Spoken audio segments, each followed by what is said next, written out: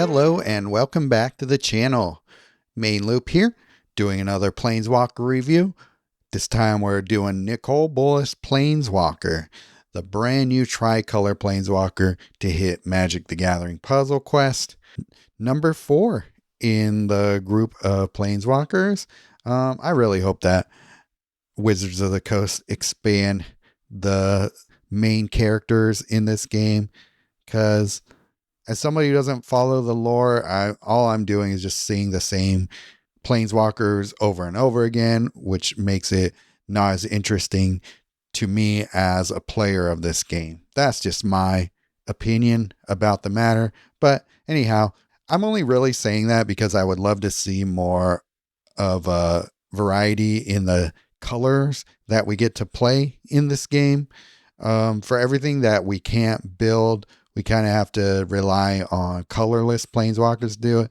And then you end up with a lot of times that you don't end up playing colorless Planeswalkers because you can't use them in a lot of events, especially things like Revolving Planeswalk. That is another matter entirely. Let's talk about how good this Planeswalker is.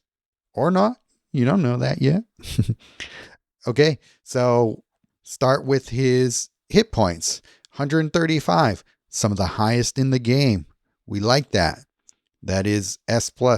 Anything 135 and above, you got to give it to him. Well, now that we're getting like 140, 147, 135 might actually just be an S tier, but S+ has to be reserved for the two that are 140 plus now. That's not that important. We can look at his mana bonuses. He gets +4 on red and +4 on black, which is good. +3 on blue. Wish he had a straight up +4 on all of his colors, but I don't know. Maybe that's too imbalanced in the developer's eyes. -2 on green and -2 on white. So he might struggle against certain deck types that are flooding the board with green and white, but hopefully you can find ways to mitigate that. And we could talk about that. His deck limits is where I start to see some funkiness happening here. 8 creatures, 6 spells, 5 supports. For a Planeswalker that's so built on controlling your opponent, not having enough spells and supports to really work out the strategies that you might want for this kind of is a bummer. So you're going to be relying on your creatures doing a decent amount for you because there's an inordinate amount of creatures available. You could go creatureless with spells and supports, but it gets a little trickier because you would have to go 5 supports max and then 5 spells. And then you got to figure out, okay, which spells will I do? This would work better if I had another support. So it's kind of a low amount of spells and supports you can work with here. So it slightly diminishes the versatility of this guy. We can talk about abilities now. Ability 1, give up your dreams. 10 loyalty. Each player discards from their hand all cards that cost 15 or more. Draw 3 cards. Those cards gain X mana. X is the number of cards discarded this way. Okay, what I'm going to say is pretty much my opinion on this Planeswalker, but I think that he's really built to disrupt your opponent's strategies. You'll see that with all of his abilities here. So I would say that the main advantage of this ability is to disrupt your opponent, because if you hit this loyalty ability at the right time, they're charging up a high cost spell like Template Discovery or a Galta or even a Rakdos or whatever. If you play this ability, you will be able to get it out of their hand before they're even able to. The problem with that is that it's a double-edged sword. So if you have that sort of thing in your hand and you're hoping to power it up yourself, you're going to lose it to this ability. So you can build in some graveyard recursion for yourself if you want to go that route. The only thing is, you probably only want to play creatures and supports that cost 15 or more, because it's a lot harder to get a spell out of your graveyard than a permanent. So I do like to play this ability sometimes just to kind of get a feel for what the opponent might be trying to do, because once it goes into their graveyard, you could spy it. When you look at their side of the board, you can go into their graveyard and click on it and see what's in it and know what you're up against and kind of plan accordingly. Or you can decide to try and steal it from them if you play something that will let you take from their graveyard. So that's also cool. And the second part of this ability, draw 3 cards. Those cards gain X mana. X is the number of cards discarded this way. So the most that you can get into your hand as far as mana goes is going to be 12. So 3 cards are 12 mana, but that means everybody's hand has to be full. Everybody's hand has to have cards that are all 15 or more. So that's not really going to happen. What really happens is you usually only gain like 1 to 4 mana in those cards, really depending on what you're playing though. But I contend that you want to play low cost cards with this Bolas because of how much you can disrupt their hand and take advantage of it by not disrupting your own. But that's one way of going about it. Maybe you'll come up with some other clever ways of dealing with the double-edged sword here. Bow before me, ability 2, 12 loyalty. This is a really good loyalty ability. If you control 2 or less creatures, gain control target opposing creature. That creature gains haste and menace. Otherwise, destroy target creature. So this is one of the best creature removal abilities in the game, I would say, because if you gain control of the opposing creature, then it's on your side and you can do whatever you want with it.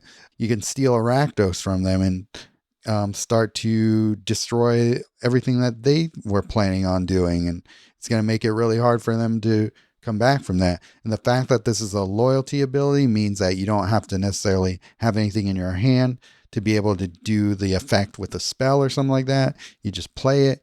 You can do it at the beginning of your turn and then just plan the rest of your turn accordingly. It also has haste and menace, so it's likely to damage your opponent on that turn, unless they're playing, a bunch of blockers, but most people aren't doing that. So most of the time you're going to be able to give your opponent direct damage just for that. And then if you happen to have a bunch of creatures already down, then it's just a destroy target creature. Simple as that. I really like that. And then ability 3. This is the one, actually, I have it wrong here. It's actually supposed to be 30 loyalty. Behold my mighty hand. Ability 3 is actually 30 loyalty. This one got a lot of chatter about it, and I'll break down my opinions on it as we go through it. Destroy all opposing cards. This is going to affect vanguards. We like that. Drain all mana from your opponent's hand. We also like that. Deal X damage to your opponent's Planeswalker. X is the number of cards destroyed this way, including their reinforcements. So this part is actually the weakest part of this ability, and it's not even close, because most of the time you're not actually going to want to spend the loyalty to play this one. And with the way things are right now, unless you run into a very interesting sort of niche deck that is going to be playing a lot of creatureless things, a lot of times you can take care of the worst threats just by spamming that second ability and using their creatures against them. That's usually enough to get you by, especially if you're playing a lot of control cards, you're playing a lot of removal, discard, and all that. Your opponent is likely never going to be able to have that much on the board unless they just get a really fast start on you, in which case it's going to take you forever to gain the loyalty to swing the momentum back your way. If you're playing like a Grist that, plays a turn 1 Galta that ramps into a Rakdos and everything else that would be really sucky to go against, you're just not going to have enough time to get to your ability that would wipe everything away. If you're able to, then great, but it's really prohibitive, that cost. So you're actually better off just stealing their Rakdos and taking care of their Galta that way or whatever. playing, cheap removal spells to get rid of everything else they might have. So that is actually one of the strategies I use in one of my decks here.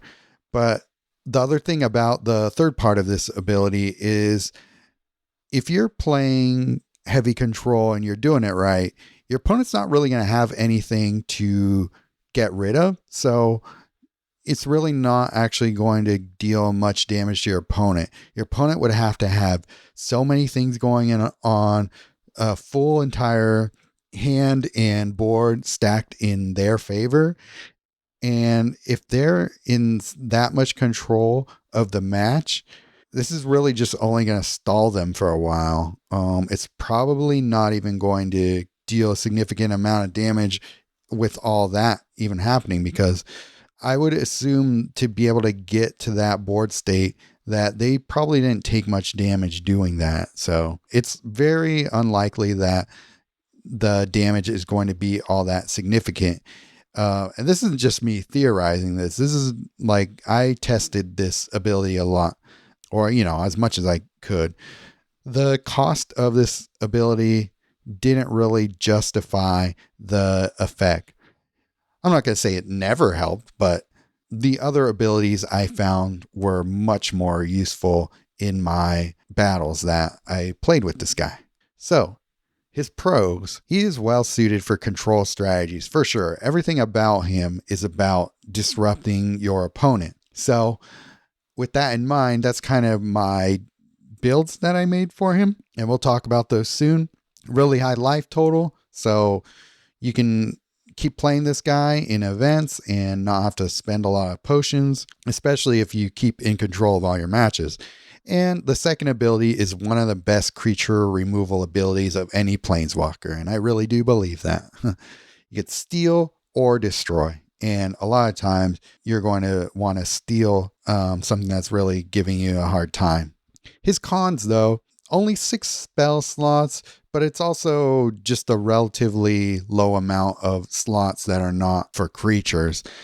It kind of stifles certain types of builds that you may want to go with him. So again, it's one of those things where the designers give you a clue as to what they want you to do with the Planeswalker, and building like spell heavy loop decks or super aggressively controlling support heavy decks too is not really his thing. He's kind of more balanced out in that regard. His abilities are relatively expensive. That first ability, I think, would have been better if it was like, I don't know, 7 or something like that. But it's still a pretty good ability. I actually think his second ability is well costed because it is such a powerful ability.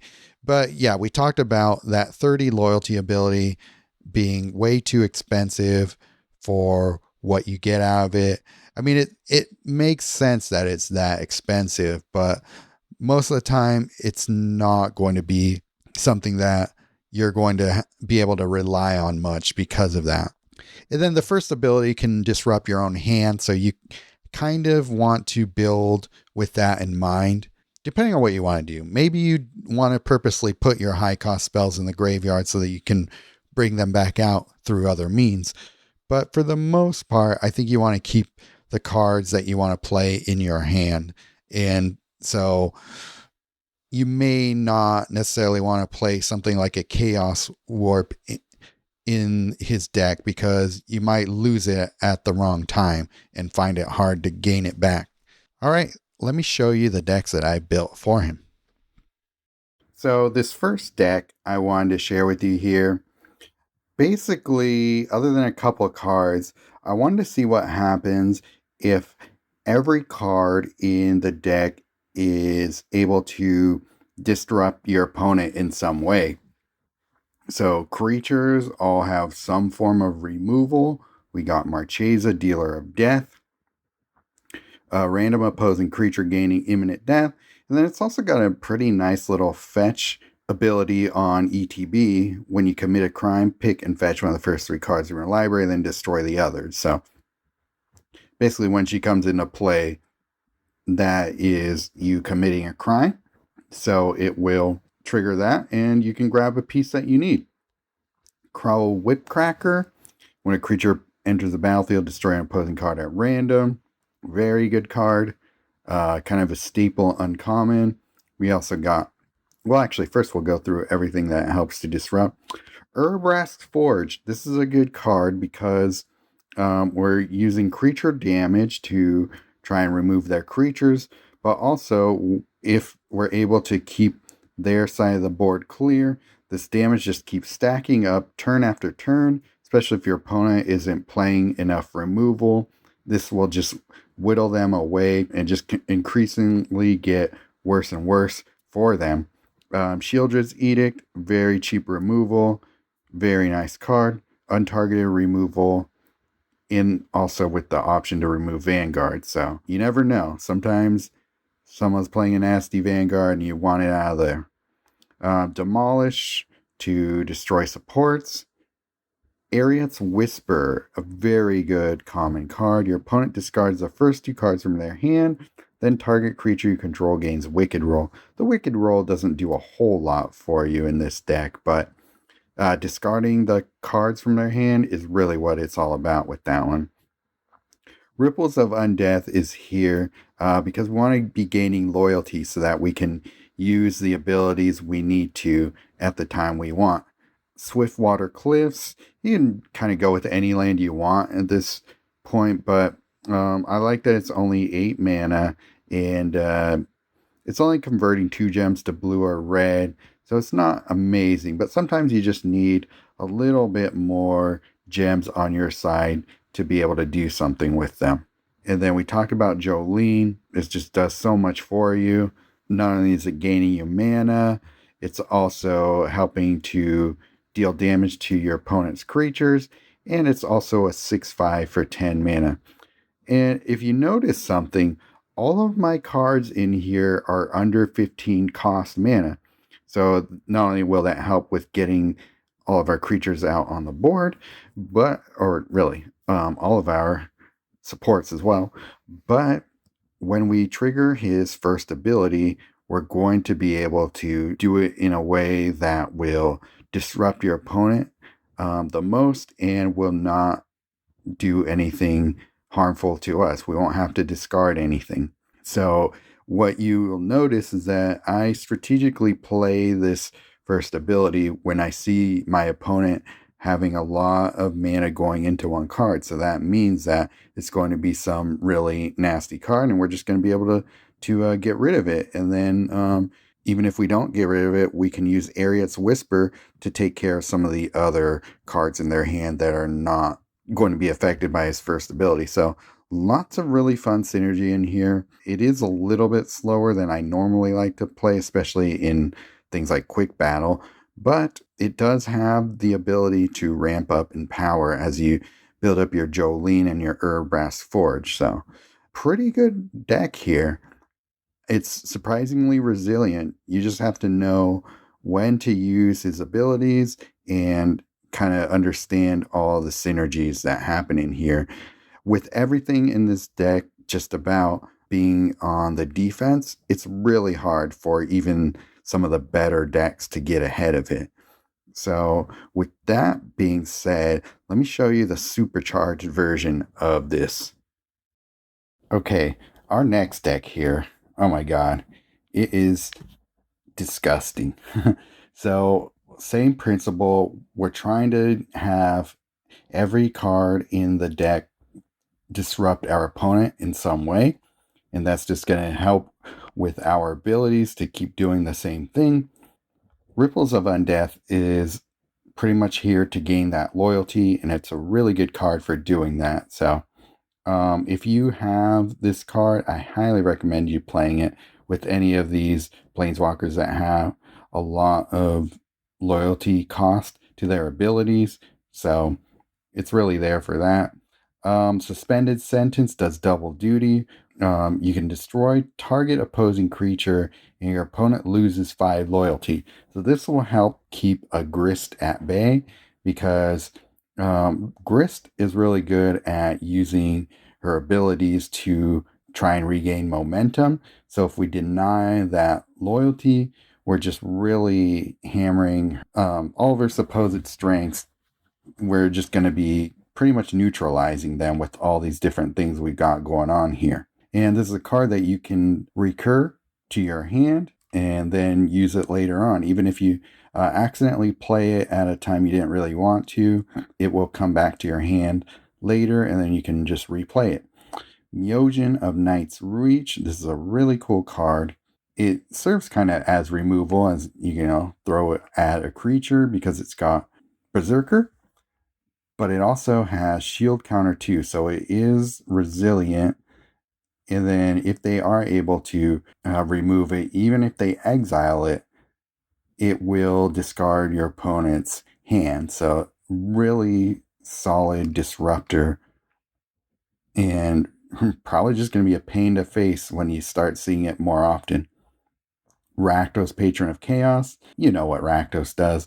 The only issue with having Rakdos in this deck is that it costs 16. So unless you don't really need this card, and you might not, depending on where you're at in the match, you may decide to discard it from your hand using his first ability. If you want to, you can add some graveyard recursion into this deck so that you can get it back into play with something like the Black Virtue, for example, a card like Shieldred's Restoration, things like that. So there are ways to get around losing it to discard, but it's just such a powerful card that it's worth putting into play however you want to go about it. Aura Thief. This is another one that's a really good disruptor because it denies mana from your opponent. At the end of your turn, if your opponent controls 5 or more non-aura enchantment supports, this creature gains Defender until the beginning of next turn. Otherwise, drain 6 mana from your opponent's hand. You gain X mana. X is the amount of mana drained this way. So you get up to 6 mana if that is how much mana that you drain from your opponent. It's basically Kiora's first ability wrapped into a creature. And then if it happens to die and your opponent is playing supports, somehow they were able to keep some supports on the board. When this creature dies, gain control of all non-aura enchantment support. So if somebody's playing things like Ambiguity, all those become yours instead. So pretty awesome, pretty dangerous card to face because of how much it can deny your opponent momentum. Infinite Obliteration, just a solid hand disruptor. Discard the first and last card in your opponent's hand. Pretty simple, but can be very effective when played at the right time. What I like to do is play his first ability and get rid of any high cost cards, and then play Infinite Obliteration and get rid of any of the other cards in their hand, just leaving them with very few options. Assimilation Aegis, just in case they are able to put things into play like creatures. This is going to make sure they don't really have much of an effect once they get on the board, and we're going to be able to use it to our advantage. Nicol Bolas, God Pharaoh. This is one that you don't necessarily need to put in here, but what I like about it is that it does so many different things. This is also going to be mana drain. Drain 6 mana from first 2 cards in your opponent's hand. And then if your opponent happens to play a creature, exile the first opposing creature with cost 8 or greater, then gain X mana. X is that card's base mana cost. So it's another way to also gain mana if your opponent plays it. But truth be told, if I use his first ability, and a lot of times I don't usually get a chance to put this Vanguard into play. So it's definitely worth looking into other options there.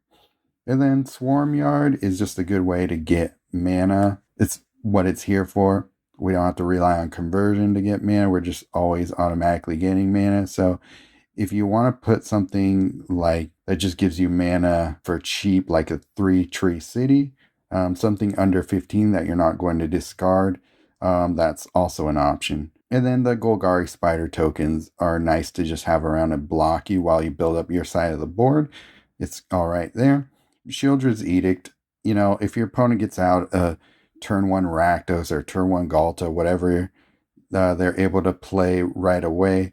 6 mana to get rid of it right away before it has a chance to stymie all of your strategies, then this is a really good option for that.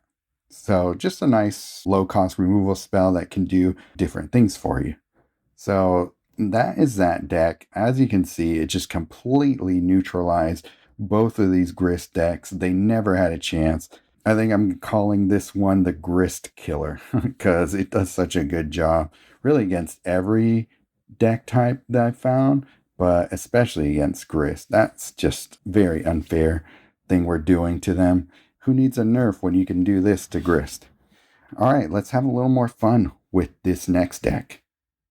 Okay, this deck is a pretty fun combo deck that revolves around a brand new exclusive card, Bloodthirsty Conqueror. When your opponent loses life, you gain that much life. This effect can trigger up to 4 times per turn. So what I thought I would do is pair it with Unstoppable Slasher. When this creature deals combat damage to your opponent's planeswalker, your opponent loses X life. X is equal to half your opponent's planeswalker's current life, rounded down. So that half the life of your opponent you gain, and then to deal the death blow, we got Starseer Mentor. At the end of your turn, your opponent loses life equal to the amount of life that you gained this turn. So Unstoppable Slasher makes your opponent lose half their life. Starseer Mentor makes them lose the other half of that life in conjunction with Bloodthirsty Conqueror. We also have Midnight Snack in here as extra insurance. In order for this to be a one-shot kill, either Midnight Snack or Starseer Mentor needs to survive the turn to be able to trigger. So at the end of your turn, your opponent loses X life. X is the amount of life you gain this turn. And because you're gaining your opponent's life back, that is the amount that Midnight Snack will deal to your opponent, along with anything else that you gained in life that turn. Tribute to Hunger is going to be gaining you life as well, so that's going to also help in case you don't have the entire pieces set up. Ripples of Undeath, for that loyalty. Hard not to play with this card if you have it. Mystical Teachings is an interesting card in this deck. I'll explain it a little bit here. When we use his first ability and we have Unstoppable Slasher and Starseer Mentor in our hand, it's going to be discarded. So Mystical Teachings is going to give us the ability to play the card that we want at the time we want.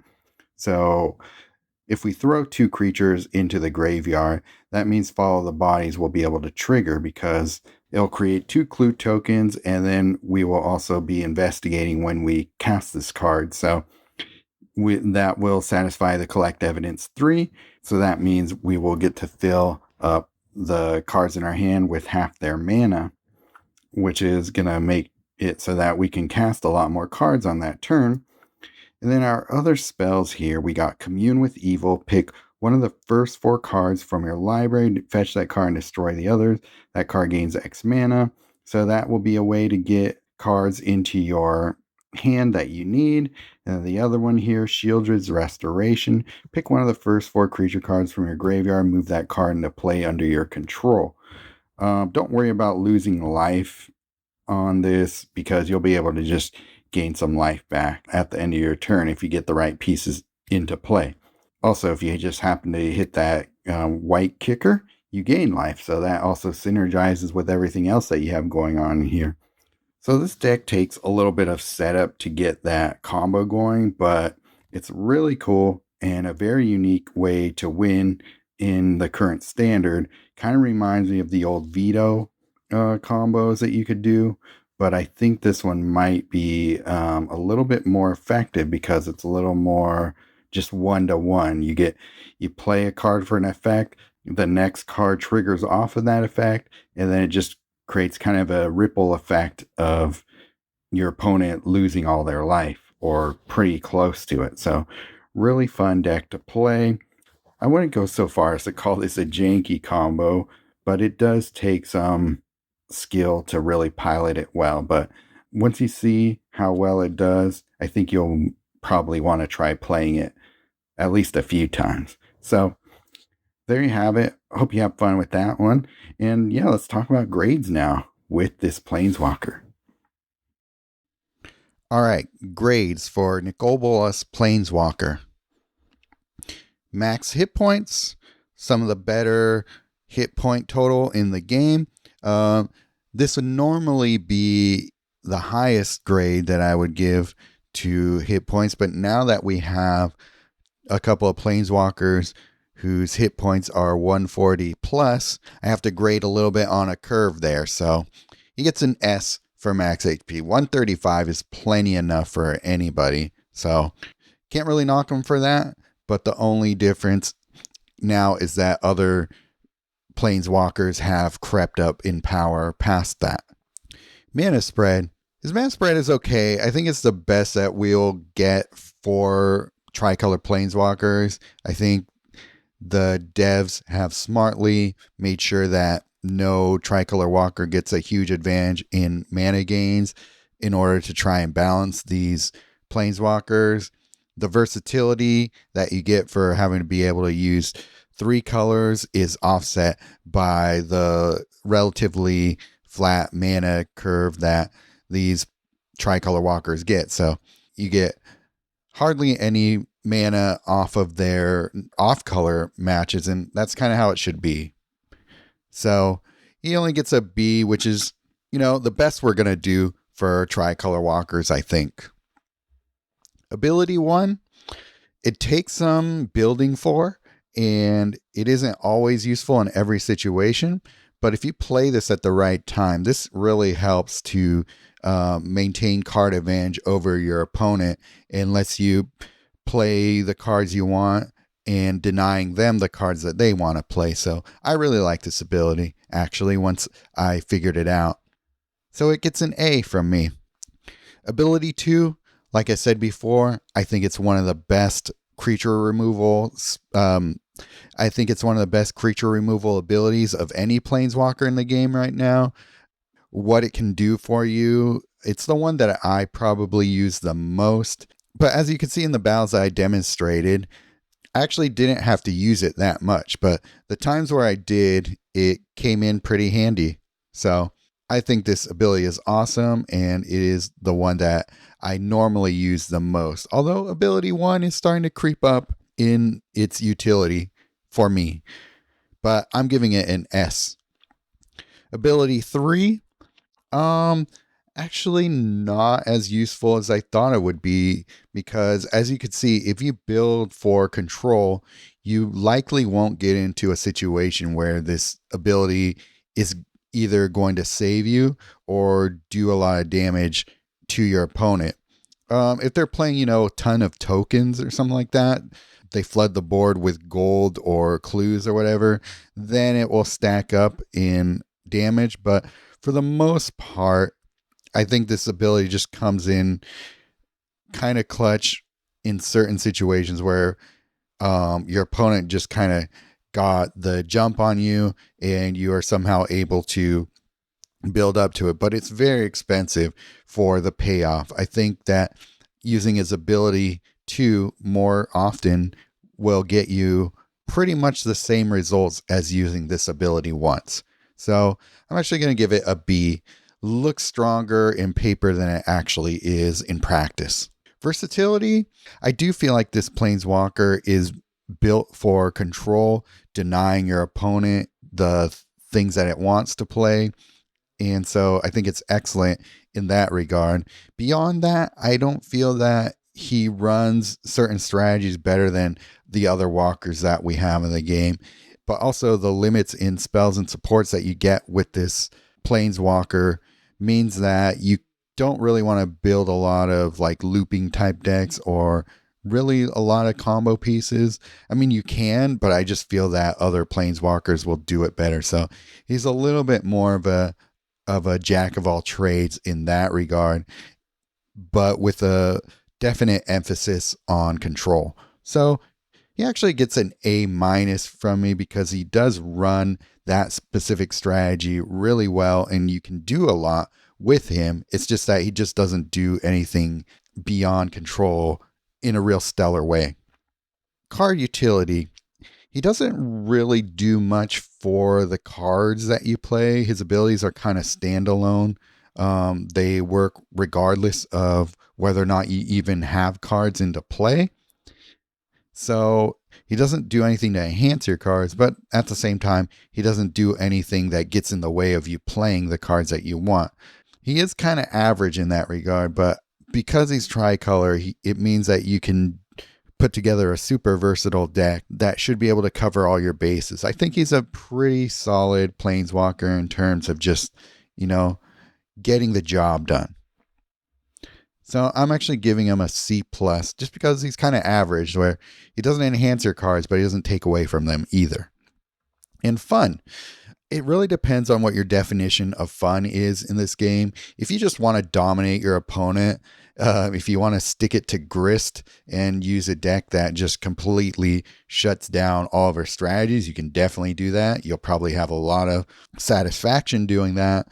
But beyond that, he doesn't do combos as well as other Nicol Bolases. I think they run combo decks better. I don't think he brings anything new to the table in regards to some brand new strategy in terms of building combo decks, but I do think that he brings some fun control strategies when you really learn how to use his abilities at the right time. He can be really fun in that regard. So I think he's really enjoyable when you play him in the design space that the devs set up for us, but not as much fun outside of that. So I'm giving him a B+ there. What is his final grade going to be for me? I'm giving him an A- because what he does well, he does really well. If he brought a little bit more to the table in terms of the kinds of decks that I personally like to play, I think I would have given him a higher grade. But he is really strong and really solid when it comes to just being an all-around good planeswalker. So I think he would probably be a pretty good starter Nicol Bolas. Like if you're just starting the game and you need a planeswalker that will cover this color pie, then he's great. I think he might be the one that I recommend the most to newer players in the future. However, once you start to build up your collection and your resources and all that, you'll find that other planeswalkers will do certain things better and he becomes a little bit less useful. But then again, those other planeswalkers might be a bit more niche and you might find yourself coming back to this guy when you want to, just make sure you don't lose, like in coalition events and all that. So he will probably be a solid choice for coalition events going forward, just because he is able to maintain control over your opponent's strategies. So that is my assessment of Nicol Bolas Planeswalker. He can be a really useful planeswalker once you figure out how to best utilize his kit. All right, I think that will do it for this one. Thanks again to Webcore for letting me test out this planeswalker. I had a good time with them. Looking forward to the next review, which will probably be a Minotaur, and we'll look at a lot of things that we can do with her. So if that sounds cool to you, make sure to like this video, subscribe, turn that notification bell on so that you know when the next video will drop, and I will see you there.